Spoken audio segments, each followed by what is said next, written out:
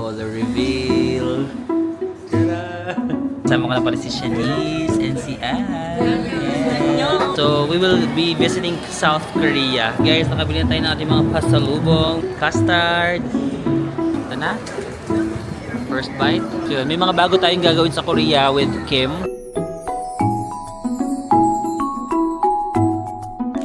Hi guys, it's another day here in Osaka, Japan. And today, may mga gagawin tayong bagay. So una, mag-me time ako sir. Magpapagupit ako dito sa Japan kasi parang feeling ko masyado nang mahaba yung buhok ko. Iniisip ko nga na magpa-hair color kasi di ba dito sa Japan parang magaling sila mag-ganon mga kulay ng hair. Pero hindi ko pa alam kung anong kulay ang aking ipapakulay. Tapos, later tonight, i-meet natin yung ating friend si Shanice. Si Runaway Girl PH. Nandito siya kasi meron siyang work trip. Social ni Shanice, di ba? International yung kanyang mga work trip. So may work trip siya with a brand yata dito sa Japan. And then baka mamili na rin tayo ng mga pasalubong. Baka bumili na ako ng extra luggage kasi 27 kilos na. Tinimbang ko yung luggage ko ngayon. 27 kilos na. So kailangan ko na talaga ng extra luggage. Tapos wala pa ako nabibili na any pasalubong sa Japan. So kailangan ko yun. Tapos nagtitingin ako sa TikTok kung ano yung bagay na color sa akin. Tingnan nyo. Nagtitingin ako ng mga filter sa TikTok. Parang cute pala ng gray sa akin, oh.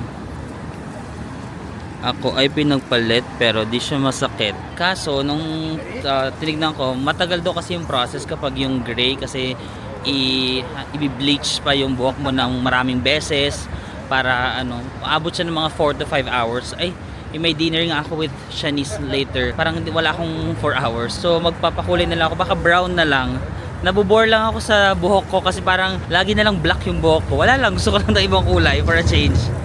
Tapos may isa pa pala akong good news sa inyo. Napaayos ko na yung aking cellphone. Wala na yung green na ganon. Merong Apple Store dito sa may Dotonbori lang. Ito yung Dotonbori, no? Yung sikat na street. Tapos ito lang, i-diretso nyo lang dito. I-google nyo na lang. Tapos nagpunta ako sa mismong Apple Store. Tapos sakto meron doon nagre-repair. Tapos, may warranty pa pala. Akasya pa siya sa 1 year kasi di ba kakabili ko lang ng phone ko sa Australia. Yun lang yung maganda kapag sa mismong Apple Store kayo nagpunta. I-check nila kung eligible kayo. Tapos chinek nila, eligible pa ako ng warranty. Kasi kung walang warranty, ang babayaran ko daw mga 16,000 pesos. Imagine, nakasave tayo ng 16,000 pesos kasi 1 year pa lang siya. So, covered pa ng warranty. Ang bait pa ng mga staff dito sa Apple, yung nag-assist sa akin na lalaki, galing niya mag-English, ang hilig niya makipag-small talk. Sabi ko, ang bait nitong Japanese na to. Kasi mga Japanese, di ba, hindi masyado nakikipag-small talk. Pero nag-assist sa akin, gusto ko nga siya bigyan ng tip. Kaso hindi kasi uso yung tipping culture dito sa Japan. Tatanong ko sana, kasi di ba, pinaayos ko. Tapos bumalik ako after 1 hour lang. Ang bilis nila ginawa. After 1 hour lang, bumalik ako. Kaso hindi na siya yung nagbigay sa akin ng cellphone. Bibigyan ko sana siya ng tip. Kaso iba na, marami kasi silang staff dyan, no? So kung sinong available staff, siya na yung magbibigay ng cellphone. Tapos siya kasi yung technician yata siya. Wala siya dun sa floor, nasa back office yata siya, nasa likod. Hindi ko siya makita. Sabi ko, gusto ko siyang bigyan ng tip kasi nga wala na akong binayaran, di ba? Tapos sobrang bait, sobrang galing niya. Alam mo yun, may mga tinuro pa siya sa akin ng mga techniques about yung mga bagong features ni iPhone, ganun. So anyway, pagupit muna ako kasi it's currently 5 na, no? 5. So kailangan ng appointment kapag magpapagupit ka dito sa Japan, especially during weekend, no? Kasi punuan. Pumunta ako kaninang umaga, wala silang available. So sabi nila 5:30 PM pa daw yung next na available. So ayun, babalikan ko sila ngayong 5:30. But yan yung Dotonbori area, no? Yung very famous one. So dito ako magpapagupit, guys. Men's Feel Shinsai Bashi. Mataas din naman yung score, 4.9. So let's just walk. Nakalimutan ko saan banda. Yan, 10-minute walk. 10-minute walk. Let's go. Ay, bakit ang daming tao? Ang daming nanonood dun, oh. Ay, may mga nagpe-perform doon, oh. Sino yan? Ito yung Osaka, guys, the famous one. Yung Glico sign is ito. Si Running Man. Hindi nga makiusyoso nga tayo. Nung oras na? 5:04. Meron pa naman akong 26 minutes. 10-minute walk lang naman. Daanan lang dati dito sa chismoso kung anong nangyayari. Ay, baka sila to. Ay, mga bata.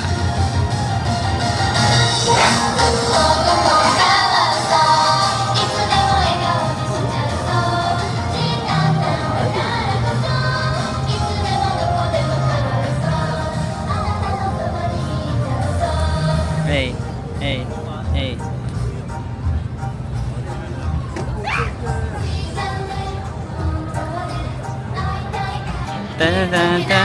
The usual, Dotonbori.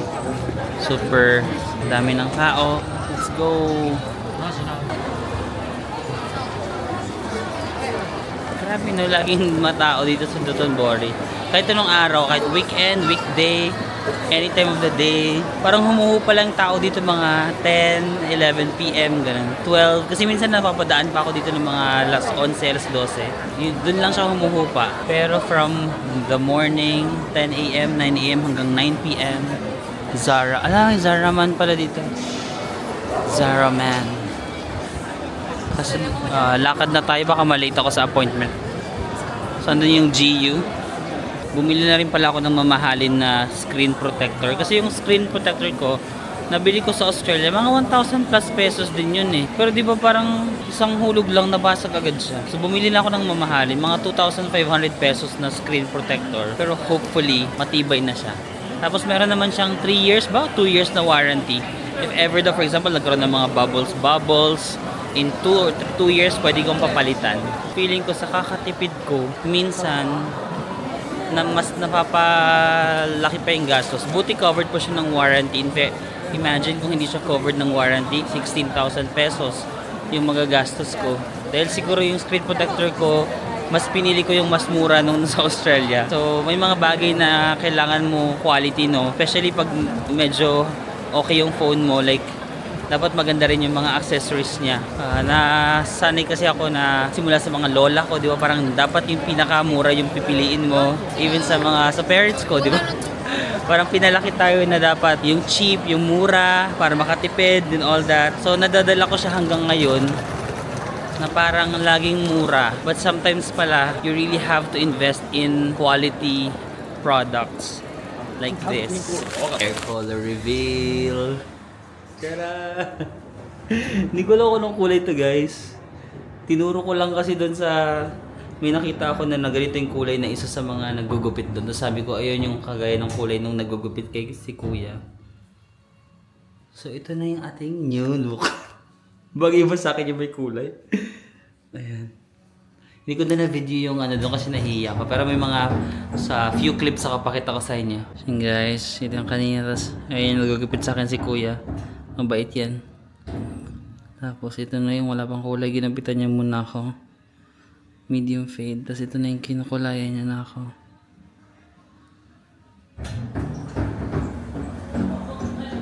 Ayan. That's the kulay. Nag-selfie pa kami.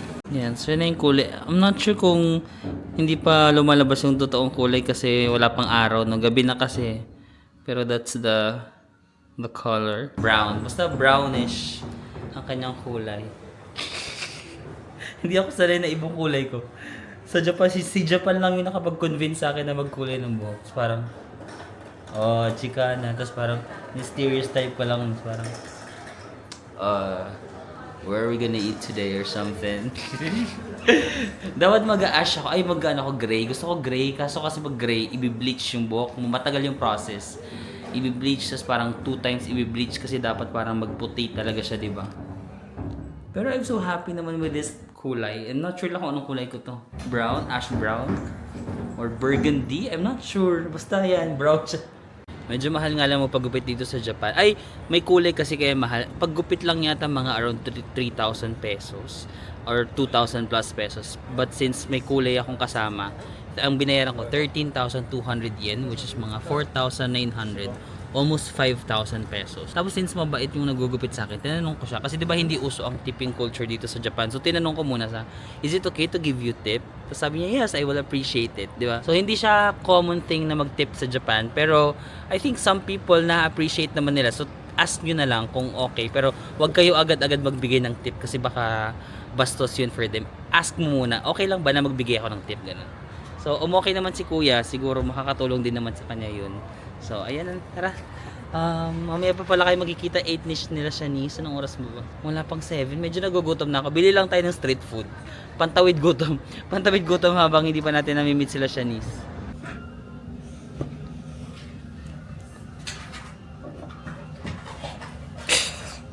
Obsessed yan. So obsessed with my hair.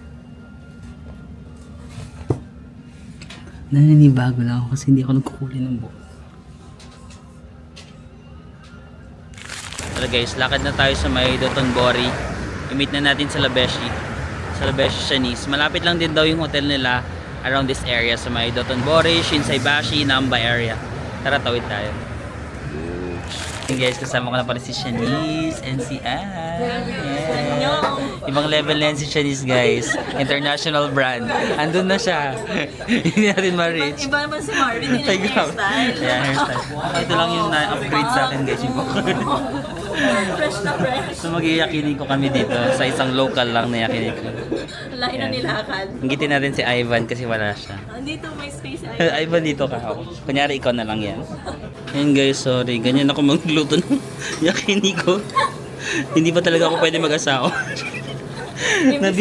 Nabisi kasi ako, nagkukwentuhan kami, nakalimutan kami. Niluluto pala. Well done ang tawag dito, Shanice. Well, good job na. Well done. Super good job nang nangyari. I-advise mo na yung future organic account. Kaya nga is, maghanap na lang ako ng marunong magluto. Ako na lang tagahugas. Okay guys, it's our last night na nga dito sa Osaka, no? So, magsha-shopping na. Bibili na tayo mga pasalubong kasi may yung pamangkin ko, meron siya mga bilin na konting pasalubong tsaka yung mama ko. Although, sabi naman nila wag na ako masyadong bumili nga ng mga chocolates, ganyan kasi maraming chocolate sa bahay kasi yung asawa ng kuya ko nagpadala ng maraming chocolates. Ginabi na ako kasi naglaba pa ako dito sa hostel. Tapos yung dryer, for some reason, parang ang tagal mag-dry nung damit ko. So, inuulit-ulit ko na mag-dryer hanggang mag-dry na talaga siya. Inabot na tuloy tayo ng gabi. Pero, I think meron pa namang mga bukas na bilihan ng mga pasalubong dito sa may Dotonbori area. So, lamig. Ano ang weather ngayon? 3 degrees Celsius. Let's go! Yan, dito pala yung famous na bilihan niyang parang cheese pancake. Ito mga takoyaki. As usual, lagi namang maraming tao dito sa Dotonbori. Saan ba tayo bibili ng mga pasalubong? And guys, pag nakaharap kayo dito kay Glicoman, meron ditong dalawang famous na shopping area. Yung sa Shinsaibashi, ayun no? Shinsaibashi, no? Meron dyang bubong. Tapos sa kabilang side naman, dito, Ibisobashi. Yan, Ibisobashi. Dito muna tayo sa Shinsaibashi. Dito yung mga GU sa Shinsaibashi. GU and then mga Onitsuka. Tama ba? Ay, hindi. Sa kabilang Onitsuka. Basta dito. Wala si Spider-Man nakatakas, guys. Andito siya. Ang gusto lang naman ng mama ko yung mga pampatak ng mata. Yung binili ko nung na-injure ako sa ski. Ang pangalan nun is Roto. R-O-H-T-O. Tama ba? Roto. Roti. Roto yata. R-O-H-T-O. So, yun yung mga bibiling ko. Madaming ganun. Kasi minsan pinapamigay din namin sa mga pagpinsan namin. Ganun sa mga lola-lola. And then, ano pa ba yung gusto nila dito? Yung pampatak ng pat ng mata. Yung roti. Yung ano din pala. Yung tsubuko. Ano yun? Yung pang ano sa mga kung masakit yung back mo. Ganun. Tapos, vitamin C. Ayan, vitamin C. Parang mahal na dito. Ito yung lagi kong binibili sa Japan, guys. Pero parang may mga nakita ko dati na 88 lang. Ngayon 119 yen. Parang sa Donki na rin yung presyo. Ayan. Pero mura lang naman yung 119. Magkano lang yun? 39. Ganun. Almost 40 pesos siguro. Ayan, mga KitKats. Ito yung presyo ng KitKat if ever lang gusto nyong malaman. And different flavors. Kakao? May kakao na ng KitKat, oh. Ay, ano to? Bago ba to? Mount Fuji, oh. Mount Fuji KitKat. Kakaiba. Sige nga, check nga natin dito. Dito lang to sa pinakabungad, no? Ayun na yung Glico, tapos pinakabungad lang. Check, magka-canvas tayo ng presyo. Kung ang presyo ba nila is mura. Ayan, ito yung ginamit ko nung ako injure. Ang sarap nito sa back. Pag masakit yung likod mo, ano mo lang, ilalagay-lagay mo lang. 598 yan. Ito yung vitamins na lagi ko rin binibili. Yung mura lang, 490 yen. Sige nga, ililista ko para malaman ko. Yung sa lip balm guys, parang feeling ko effective yung nabili kong lip balm ngayon. Kasi, di ba, kung napapansin nyo, laging dry yung lips ko. Pag winter talaga, sobrang lamig, nagda-dry yung lips ko. Pero ito yung binili ko ngayon. Yan, Nivea Deep Moisture. Ayan, Deep Moisture. Itong white yung nabili ko, pero puro naman sila Deep Moisture. Oh. I think bibili din ako ng ganyan pa kasi baka maubos itong binili ko. Parang feeling ko sa lahat ng winter na pinuntahan ko, ngayon lang siya hindi masyadong nag-dry yung lips ko, no? Kasi deep moisture, baka na-moisture niya talaga ng sobrang deep yung lips. So, ano yan, i-take note nyo rin kung gusto nyo. Tapos for the sunscreen, ito yung madalas kong binibili. Fresh Nature Republic. California pala. Ano yun? Oh, Nature Republic. Ayan. Ay, binibili ko rin pala to Biore. Parang moisturizer. Pag winter, lalo pag winter, diba super dry nung balat ko. Minsan ito yung ginagamit ko. Biore. Dito ko lang din nakita sa Japan eh. Medyo effective naman. So, yun yung ginagamit ko. Pero when it comes to moisturizer, pinaka-favorite ko yung sa Korea. Yung Dr. G. Dr. G na moisturizer. Every time ako Korea ako, bumibili ako dun sa Olive Young. Yun yung favorite ko na moisturizer ever. Parang super effective niya. Super mahal din. Mahal siya pero effective. So yun, nag-canvas tayo na. Iniisip ko kung bibili pa ako ng mga jacket or shoes. Kasi mura yung shoes dito, no? Kaso nga, kung bibili ako ng shoes, kailangan ko bumili ng another luggage. Kasi nga, over baggage na ako.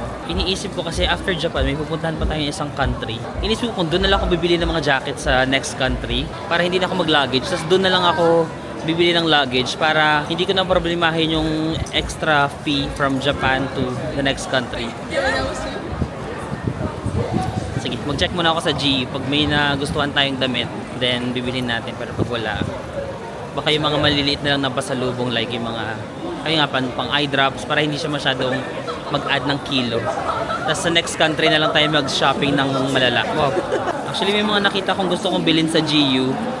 Kaso ayoko nang i-stressin yung sarili ko kasi wala talaga akong luggage. Sige, pigilan ko na lang muna yung sarili ko sa shopping. Doon na tayo sa next country mag-shopping.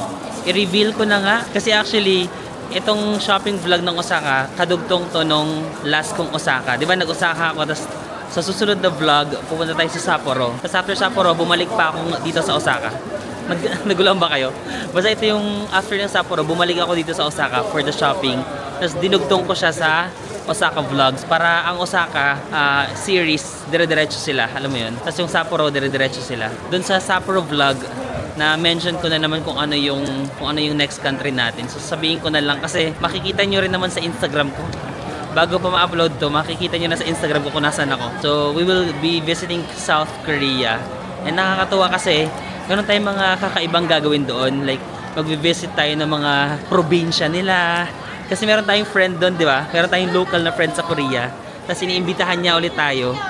And then may festival tayong, I'm not sure kung matutuloy yung plano namin, pero may mga probinsya tayong pupuntahan. So na-excite ako kasi gusto ko talaga ma-explore pa yung mga probinsya ng Korea. Though I love Seoul, di ba? Gusto ko yung Seoul, pero gusto ko rin yung mga probinsya vibes.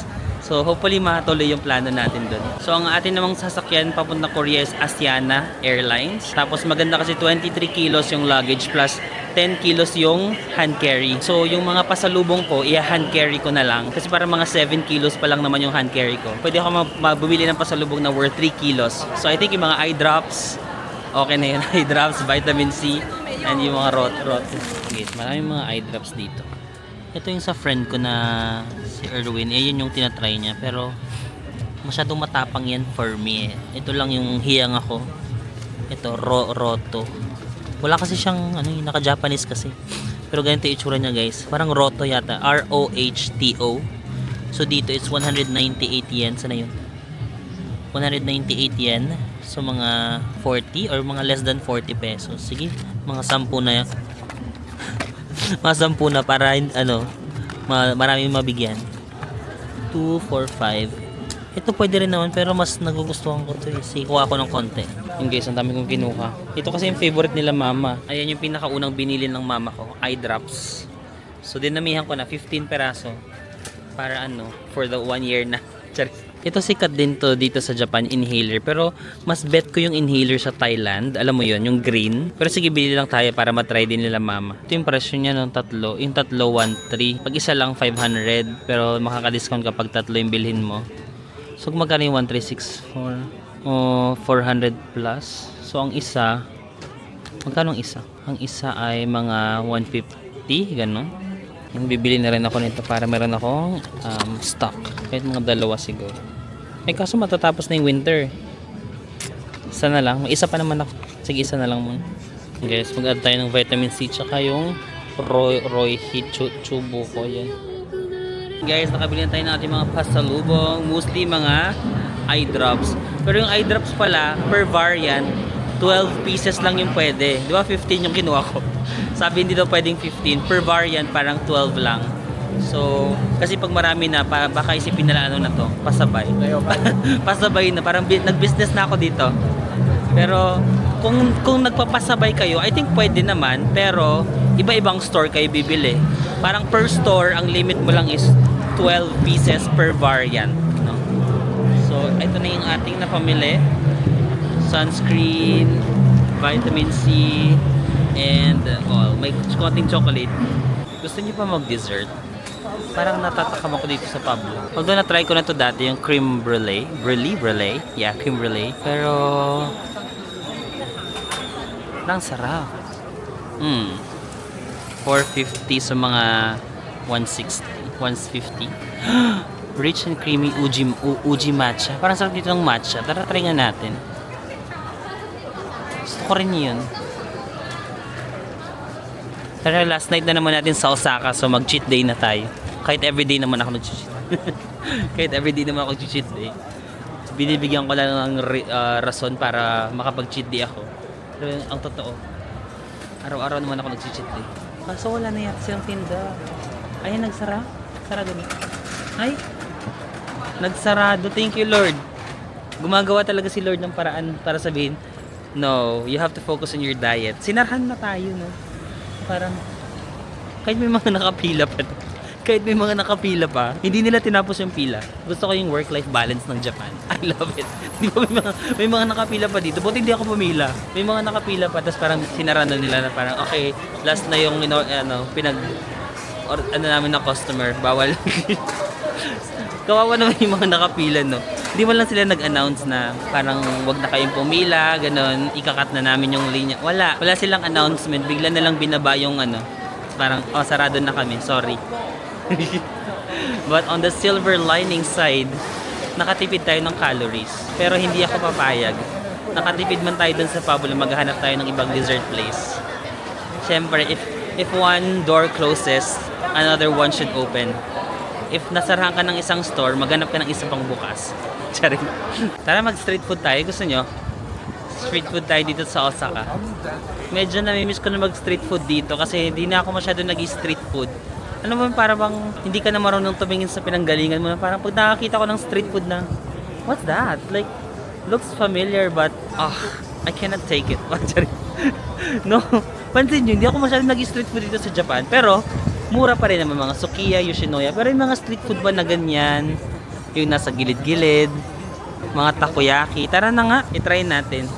Kaso baka na naman pagsarahan na naman tayo pag pumila tayo. Sige, pumila tayo. Ay, cash lang yata dito.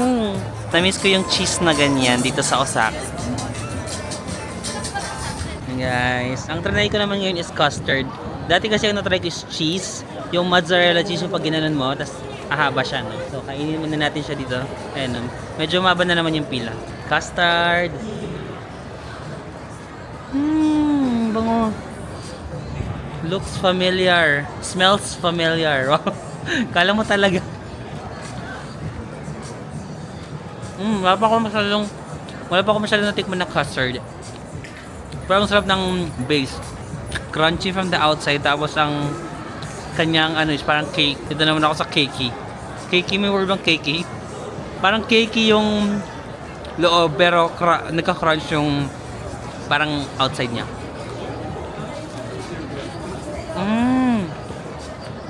Ang sarap. Mahilig pa rin talaga ako sa custard. Hindi pa rin nagbabago. Look, ang sarap kasi ng custard, tas mainit pa to. Ha? Puputok na yung custard, oh. Saluhin natin. Harap. Hindi masyadong matamis nung tinapay. So yung tamis from the custard nang gagaling. Pero gusto ko siya. Ang presyo niya pala is 500 yen. So, 180. Ganun. 180 pesos. Sarap ng custard.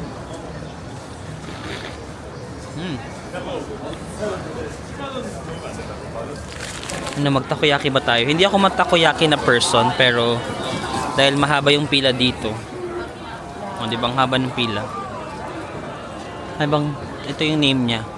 Takoyaki Johachiban Sons Dotonbori 1. Dahil mahaba yung pila, parang naano ako. Parang na-influence ako na pumila.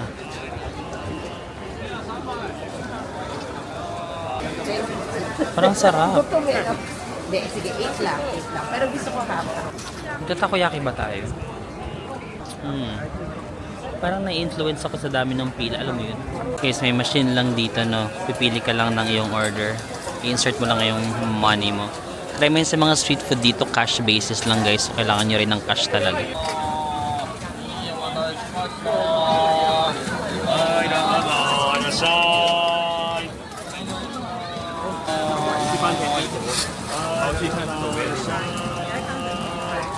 Ang galing ni Kuya.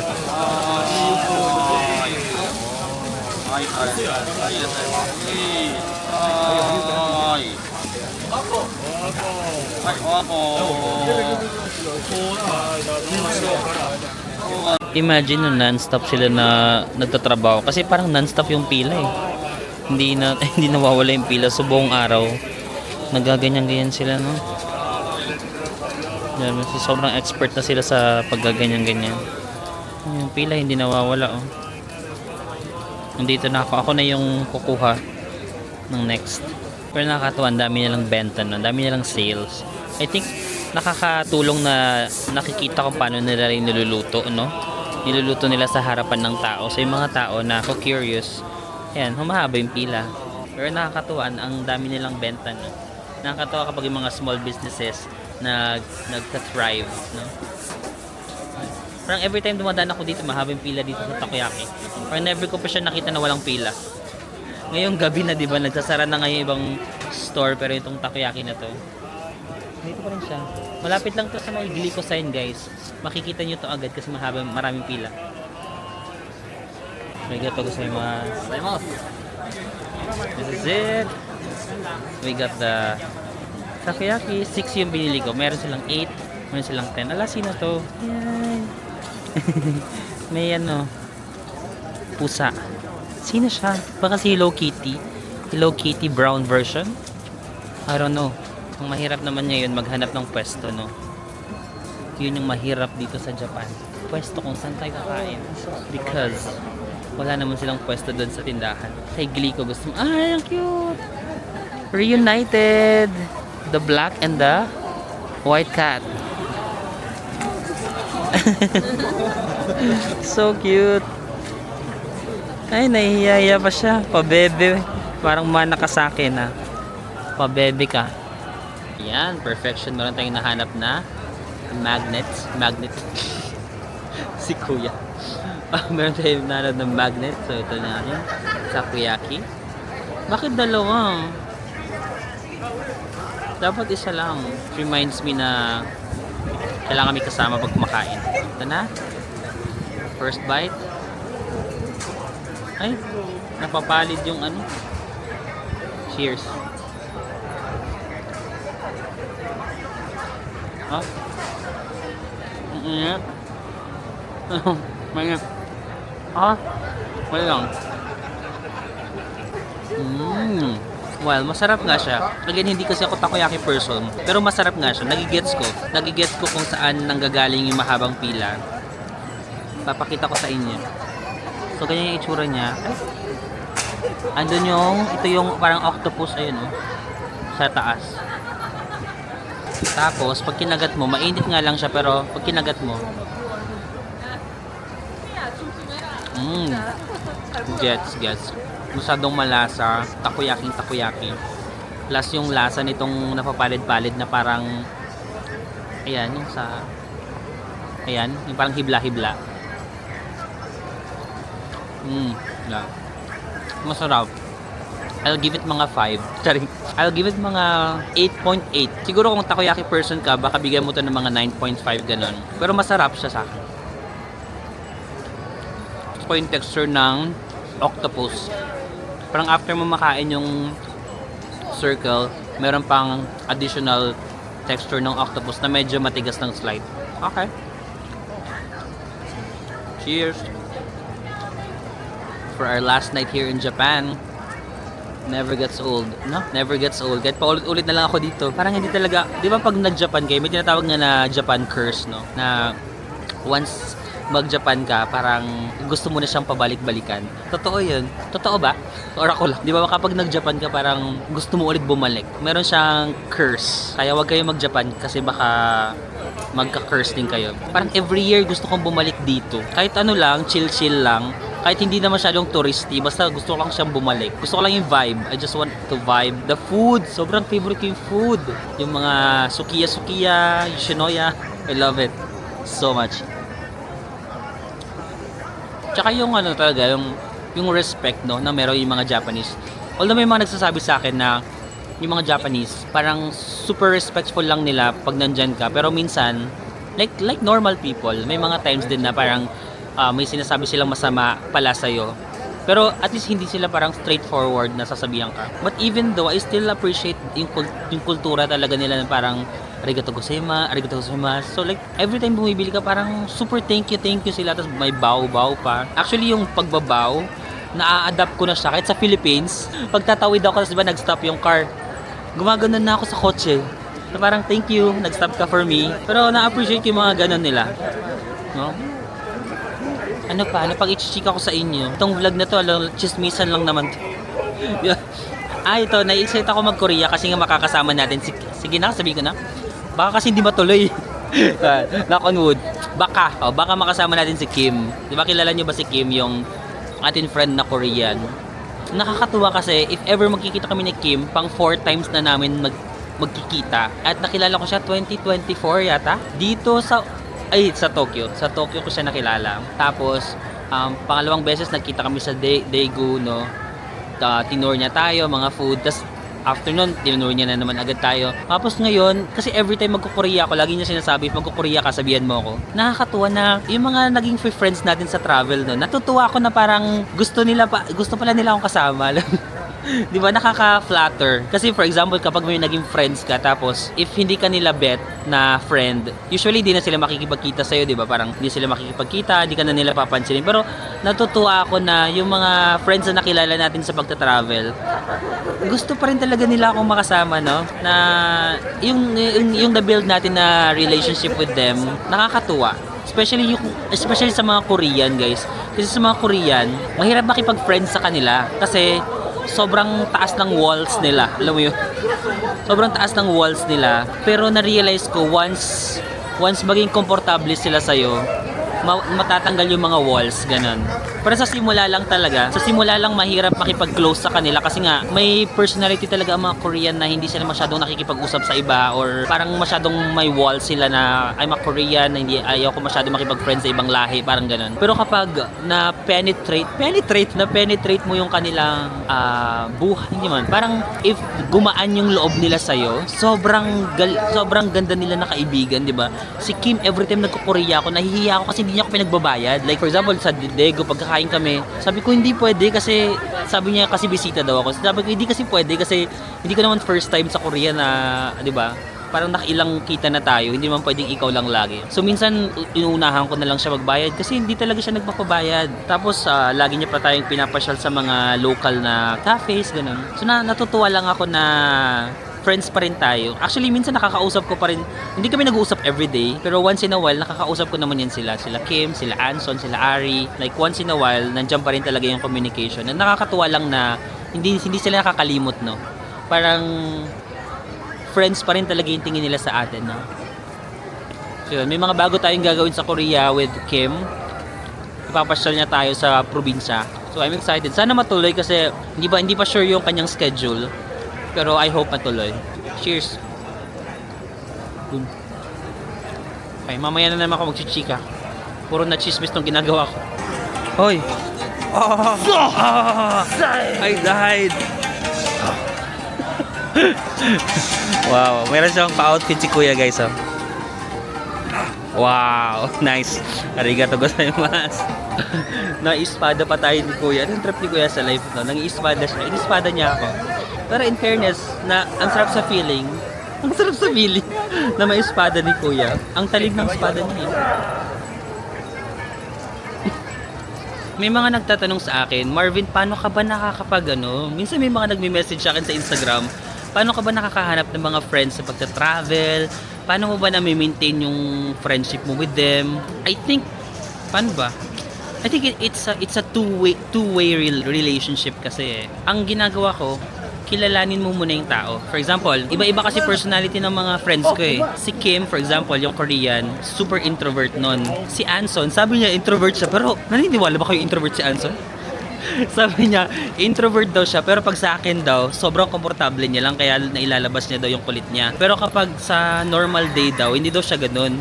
Sabi, parang hindi pa kita nakita Anson na naging introvert. Si Ari naman, parang feeling ko hindi introvert si Ari. Si Ari, I think, extrovert. Si Ari extrovert, si Kim introvert, si Anson sabi niya introvert siya, pero feeling ko mix of both. So kilalanin mo yung personality type nila.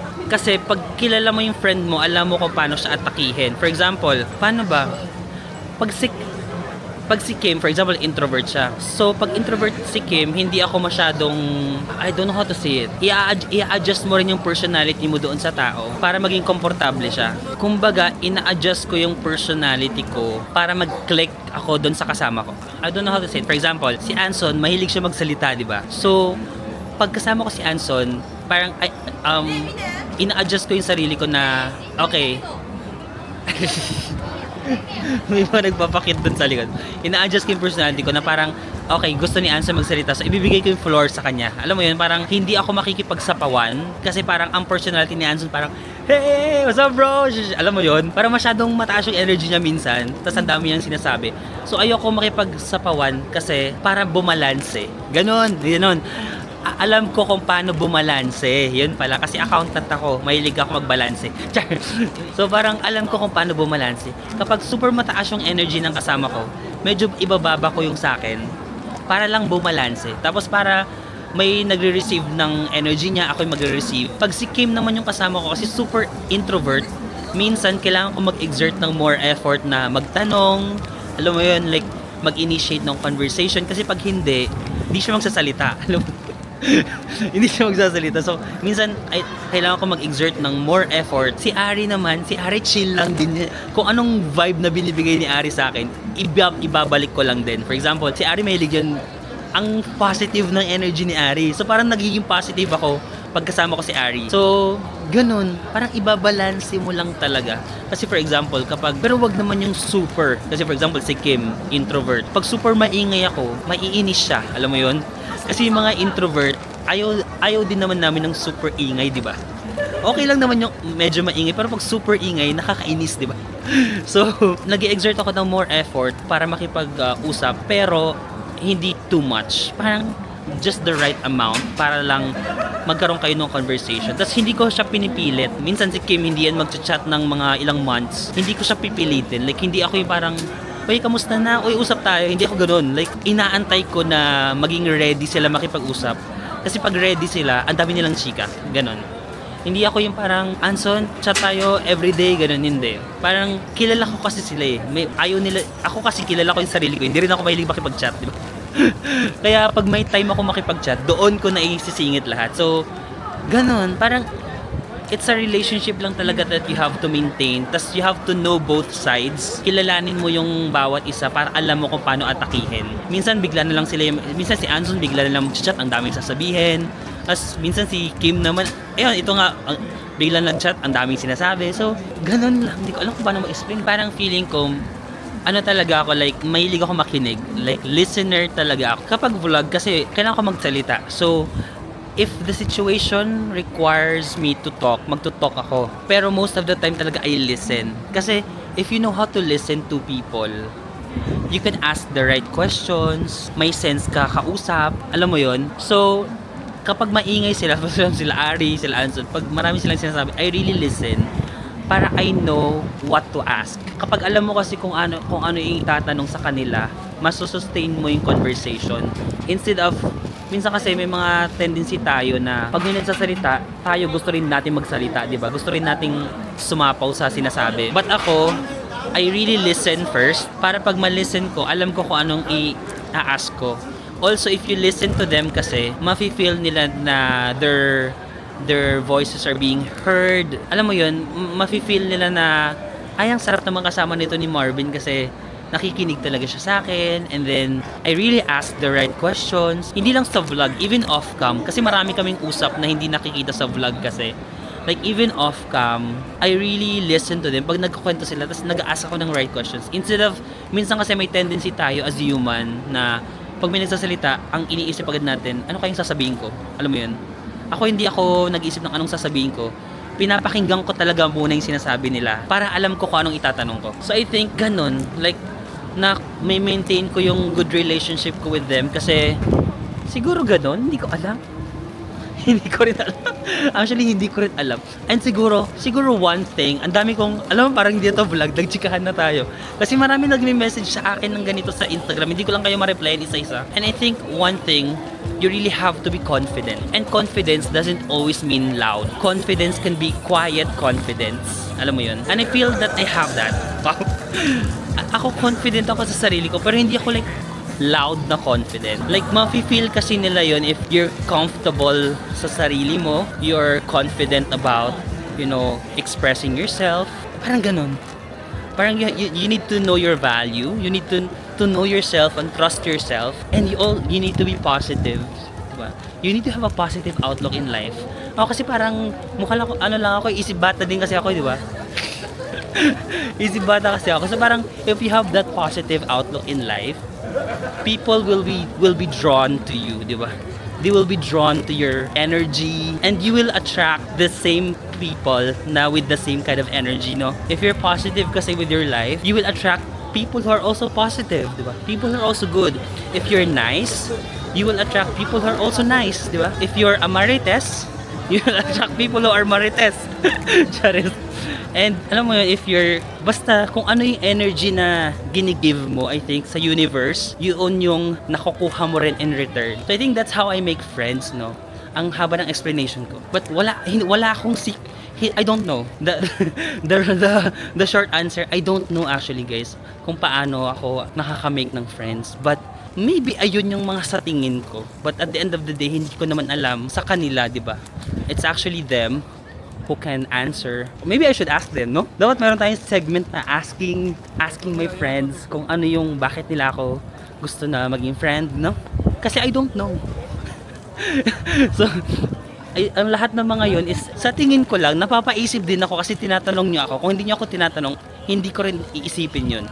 But actually, I don't know. Actually, yung mga ganito ko, natutunan ko lang din sa mga relationships ko before. Ay, wow. Di ba, marami din naman ako mga maling nagawa sa relationships ko before. Dati parang super ma-effort ako or parang clingy, parang laging ako yung gumagawa. Pero I realized that in order for a relationship to work, not just romantic relationship, no, even friends na relationship, dapat you allow both parties to make an effort. Kasi friendship, kailangan both sides nag-e-effort to maintain it. Hindi pwedeng ako lang yung may gusto ng friendship, di ba? Hindi pwedeng ako lang yung magme-maintain ng friendship. Dapat you allow the other person also to make an effort to maintain your friendship. Siguro dapat you're also living a happy life, a contented life. Kasi if you're happy, hindi ka masyadong clingy to your friends, parang they will respect you. Diba? Irerespeto ka nila kasi makikita nila, ang saya ng buhay niya. Parang, I wanna be friends with him kasi ang saya. Gusto ko mahawaan ng positive energy niya. Kesa yung parang lagi kang drama or all that. Diba? Parang, baka isipin nila, ano ba naman to si Marvin nakasama? Ang daming drama sa buhay. Diba? Parang ganon. Maybe you should also live a happy life. Make yourself busy. Kasi, if you're positive with your life, you will really attract, the right people. You will attract more friends and all that. Ang dami ko nang sinabi, sa totoo lang. Tigilan natin ito. Baka kung saan ako mapadpad sa lakad ko. But anyway, ito na siya. Ayun, yun lang naman yung answer ko sa mga questions. Kasi may mga nag-chat nga daw kung paano ako nakakahanap ng friends. I think those are my answers. And be happy lang talaga with your life siguro. Be happy lang with your life para maka-attract ka ng mga happy people also around you. Okay, sige. Siguro quick background na lang kung paano ko sila nakilala. Napapansin nyo ba na chinichika ko lang kayo para makompleto ko yung 20k steps ko. Para makompleto ko yung 20k steps ko, chinichika ko na lang kayo. So, quick background kung paano ko nakilala yung mga friends natin. May mga nagtatanong din na gumawa daw ako ng may mga nag-message na ang lakas ng hangin, wait lang. Start tayo kay Ari. Nasabi ko di ba ko pala ako nakilala si Ari. So nakilala ko si Ari dito sa Osaka, di ba? Sa Osaka ko siya nakilala sa hostel kasi nga smiley face talaga yan si Ari. Tapos nagkausap kami parang sa common bath. Kasi dalawa lang kami doon, sa dami namin na pag-usapan. Tapos niyaya niya ako na sumama sa mga friends niya. Tapos ayun nga, nag-challenge kami sa Lawson. Tapos nag-click agad kami sa gabi na yun hanggang sa in-invite niya na ako ano mga plano ko. Magko-Kyoto daw sila, baka gusto kong sumama sa Kyoto. Hanggang sa na-invite niya na tayo sa Hong Kong, di ba? Sa hiking during his birthday. What I love about Ari kasi super positive talaga ng energy niya. Like, siya yung kasama ko na super pagkasama ko, parang nahahawa talaga ako. Nahahawa ako sa positive energy niya. Parang walang bad day with Ari. Alam mo yun, pagkasama mo si Ari, parang walang bad day. Kahit yung bad na day, he can make it brighter because of his positive energy. And I think yun talaga yung, aside from the fact na gwapo si Ari, pero yun talaga yung kanyang isang asset, no? Yung kanyang positive, sobrang positive ng kanyang aura. So ayun na, doon ko siya nakilala. Si Anson naman nakilala ko sa Taiwan. Kasi during that time, wala pa yata akong editor, tama ba? Ako pa lang nag-i-edit ng vlog ko. Wala pa si Renzel. Wala ka pa rin. So, ang ginagawa ko kasi dati, kasi wala pa akong editor, ako din nag-i-edit doon. So, sa umaga nag-vlog ako, tapos sa gabi, bago matulog, ako yung nag-i-edit yan sa mga hostel, ganyan. Tapos umabot na ako ng 2 AM, wala na rin yung tao sa common area. Ako na lang talaga nag-i-edit. Tapos si Anson, bigla siyang, I'm not sure kung saan galing si Anson, kung galing ba siya sa labas or galing siya sa room niya, tapos bigla lang siyang bumangon. Tapos nakita ko si Anson, bigla siyang lumapit, parang nagtatanong siya kung anong ginagawa ko. Parang na-curious siya. Na-curious siya sa kung anong ginagawa ko. Tapos sabi ko na nag-edit ako ng video for YouTube, ganyan-ganyan. Tapos parang biglang na-excite siya. Sabi niya, parang wow, parang first time niya doon nakakita ng YouTuber, ganyan-ganyan. Tapos sabi niya, anong plano mo bukas? Sabi ko, wala. Tapos yun, sabi niya, sama ka, mag-ano tayo, mag-explore tayo, ganyan. So ayun, nag-click din agad kami, nagkasama kami doon sa Taiwan. Doon kami, tapos after noon, nag-Pilipinas na siya, di ba? Na-invite ko siya sa Philippines, nag-camping kami, nagbalot-balot, tapos sa Hong Kong, lagi niya na tayong nakakasama sa Hong Kong, di ba? Iniikot niya tayo doon, napuntahan na natin yung bahay niya, and yung mga tambayan niya and all that. So, ayan, sobrang positive din ng energy ni Anson. Parehas yan sila ni Ari. Like, ang taas ng energy minsan, pero positive. Alam mo yun, in a positive way. Mataas ng energy, but in a positive way. Pagkasama mo sila, parang, sige ka, alam mo, parang pagkasama ko sila, parang kaya na nilang mag-vlog. Parang iiwan ko na lang yung camera sa kanila, tapos vlog take over. Ganon din. Alam mo yun, pagkasama mo yung dalawag yun, parang ang kaya na talaga nila, no? Sinasabi ko nga sa kanila mag-vlog sila, pero ewan ko, di naman sila nagvo-vlog. Pero sabi ko mag-vlog kayo, sayang yung potential niya. But ayun. Tapos si Kim naman, yung Korean, nakilala ko naman sa Tokyo. Kasi nagkausap din kami nung gabi na yun. Tapos may sinasabi siya kasi nakamukha ko daw na singer. Nakalimutan ko na kung sino sinasabi niyang kamukha ko. May sinasabi siya na kamukha ko daw yung singer na yun, ganyan-ganyan, sikat daw yung singer yun. Hindi ko naman kilala yung singer na yun. Tapos Ayun, tapos after nun sabi nagyaya siya kung kumain na ako, tapos hindi pa nag-dinner kami. Sabi niya kung gusto ko daw sumama, meron siya mga alam na mga spots sa Tokyo for dinner. So ayun, nag barbecue kami. Tapos nag-click din kami nung day na yon hanggang sa nagkita ulit kami sa Daegu. Tapos nagkita na naman kami sa Daegu sa Korea. Hanggang sa ngayon, kung matutuloy, pang fourth na natin. So at least na-maintain natin yung relationship with them, no? So yun yung quick story sa mga friends. May mga iba pa tayo na mga naging friends, pero sila muna yung may background. Babalik na ako kasi ang hangin. Bili na tayo ng food sa convenience store, guys. Parang yung dinner natin, yung street food na lang, tapos bili na lang tayo ng konting food kasi sobrang lakas ng hangin sa labas na nalalamig ako. Gusto ko nang bumalik sa hostel, pero bili lang tayo ng food para may makain tayo sa hostel. Actually, may mga ready to eat food na naman sila dito. Okay. Yan, may mga pasta. Ay, ito yung mga matawag okonomiyaki. Mga noodles. Meron silang chicken, fried chicken.